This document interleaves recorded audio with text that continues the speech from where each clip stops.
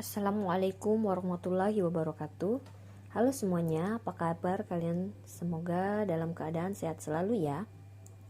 Hari ini kita belajar tentang materi kelas 7 bab 5, kerjasama dalam berbagai bidang kehidupan. Sebelum kita masuk ke materi, apa kalian tahu apa arti dari kerjasama? Ya, benar sekali. Arti kerjasama adalah kerjasama merupakan kegiatan atau usaha yang dilakukan dua orang atau lebih untuk mencapai tujuan bersama. Manusia adalah makhluk sosial di mana tidak bisa memenuhi kebutuhan hidupnya sendiri tanpa bantuan orang lain. Maka dari itu, manusia melakukan kerjasama. Pada pertemuan kali ini, kita akan membahas apa saja sih unsur-unsur dari kerjasama. Unsur-unsur kerjasama ada 4. Yang pertama, subjek atau pelaku dengan jumlah 2 orang atau lebih. Yang kedua, adanya kegiatan atau aktivitas yang dikehendaki bersama. Ketiga, memiliki tujuan atau target yang sama. Dan yang keempat, dilakukan dalam kurun waktu tertentu. Lalu, pentingnya kerjasama. Kenapa kerjasama itu penting? Karena ada 4 hal, yaitu yang pertama menghargai pendapat orang lain. Yang kedua adanya tanggung jawab. Yang ketiga kebersamaan. Keempat menumbuhkan kepedulian. Kerjasama yang baik akan menghasilkan hasil yang baik. Seseorang di dunia ini tidak bisa hidup sendiri, karena pada hakikatnya manusia itu saling membutuhkan. Kerjasama yang baik adalah kerjasama yang mengutamakan komunikasi antar tim atau kelompoknya. Selanjutnya, faktor yang mendorong kerjasama.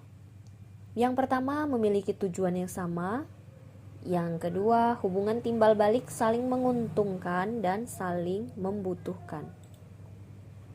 Yang ketiga, situasi atau kondisi dalam suatu kelompok. Selanjutnya, kerjasama harus berdasarkan norma tertentu. Yang pertama, kerjasama itu harus bersifat adil. Yang kedua, tidak untuk melakukan kejahatan atau pelanggaran hukum. Yang ketiga, menghargai perbedaan dan keragaman suku, agama, ras, dan antar golongan. Yang keempat, tidak bertentangan dengan norma yang berlaku di Indonesia. Salah satu contoh kerjasama yang tidak boleh kita ikuti yaitu mencontek saat ulangan. Apakah ada contoh yang lain bisa anak-anak berikan? Istilah kerjasama di berbagai daerah yang ada di Indonesia. Yang pertama dari Pulau Sumatera, ada di Sumatera Utara, memiliki istilah Marsialapari. Sedangkan di Sumatera Barat, kerjasama disebut juga dengan Manunggal Sakato.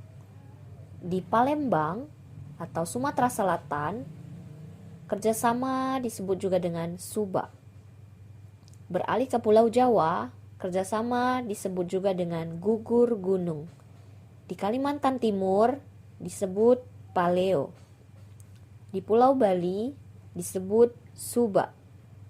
Di Sulawesi, tepatnya di Minahasa, kerjasama disebut Mafalus. NTT, Nusa Tenggara Timur, kerjasama disebut Pawoda. Sedangkan di Papua, kerjasama disebut Helemfoy Kenembai Umbai.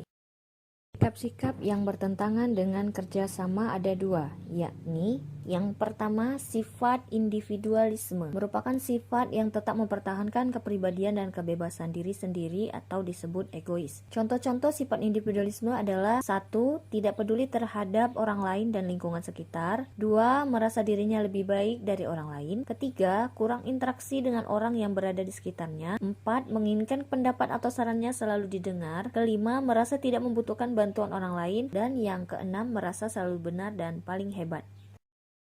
Yang kedua, sifat eksklusivisme, paham yang memiliki kecenderungan untuk memisahkan diri dari masyarakat. Sikap tersebut dapat memecah belah persatuan dan kesatuan bangsa karena membuat kelompok sendiri tanpa mau melakukan kerjasama dengan warga negara lainnya dalam bidang kehidupan. Kerjasama dalam kehidupan berbangsa dan bernegara akan terwujud apabila setiap masyarakat bisa menerapkan sikap saling menghormati, toleransi, menghargai. Cukup sekian pembelajaran kita hari ini. Pada kesempatan kali ini silahkan kalian lanjut untuk melakukan pendalaman materi. Ibu ucapkan terima kasih. Sampai ketemu pada materi pembelajaran berikutnya. Wassalamualaikum warahmatullahi wabarakatuh.